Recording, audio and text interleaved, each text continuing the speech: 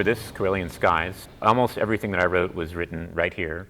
The only exception was about a week ago. I heard a melody in my head when I was in the shower, and I got out of the shower and tried not to walk in front of the window as I went over to get an instrument, and I played it, and I wrote it down, and I said, okay, that will be maybe one for Karelian Skies. I grew up in a folk music household. My parents are folk musicians, and I listened to that when I was a kid, mostly. I started branching out a little bit into medieval music, but not very much pop music, mostly, as I said, the other things.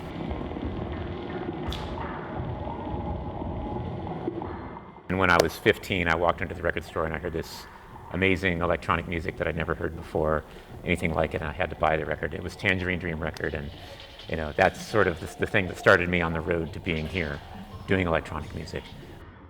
I ended up getting a master's degree in electronic music at Mills College, working very much in that academic electronic music vein, maybe similar to Stockhausen or somebody like that, and which I also like very much. But I was always still playing medieval Renaissance music a little bit on the side, and in making it into rock music, which I finally developed a taste for later in life. It took me a long time. This year at Karelian Skies, I have a transistor radio for a source of uncertainty. I think I said earlier, I like having things I don't know exactly what's going to happen, and the radio, you don't know what's going to be on the radio. So I haven't been using it raw. It goes into the computer and gets chewed up and masticated into something new. I mean, a lot of the music I make is actually writing computer code to do it. I like things that have their own mind to some extent and surprise me. So I try to write things that I don't know exactly what's going to happen. I know in a general way what's going to happen. Of course, you can never really make the computer be human, but you can make it have that aspect where if you're playing with a person, they're not going to play it the same way twice, and I don't want my computer to play it exactly the same way twice. I call it artificial stupidity. Sometimes we write tweets. SuperCollider uses the language that I use. There's sort of a challenge to write a piece of computer code that fits into a tweet, so less than 140 characters, that is a complete piece of music that generates, and so I've done a few of those, which is a great challenge.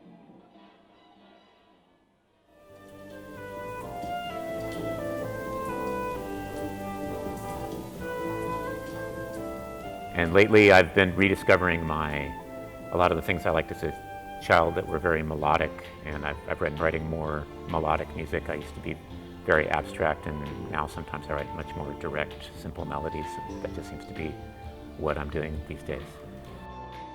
We improvise and we have a sort of a jam session, and people say, oh, I like that part, let's develop that.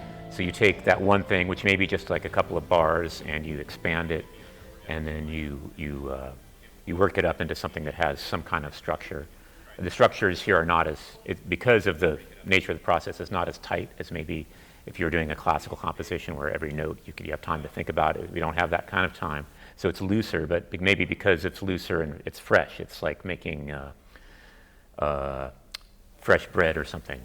For me, it's actually it's unusual and refreshing because I'm a very slow composer normally.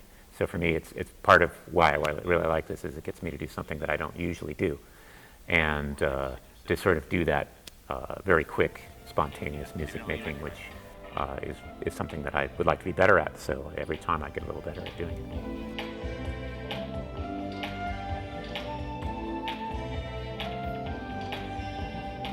Sometimes people think electronic music is difficult or alienating or even inhuman or just something they're not used to and don't know what to do with.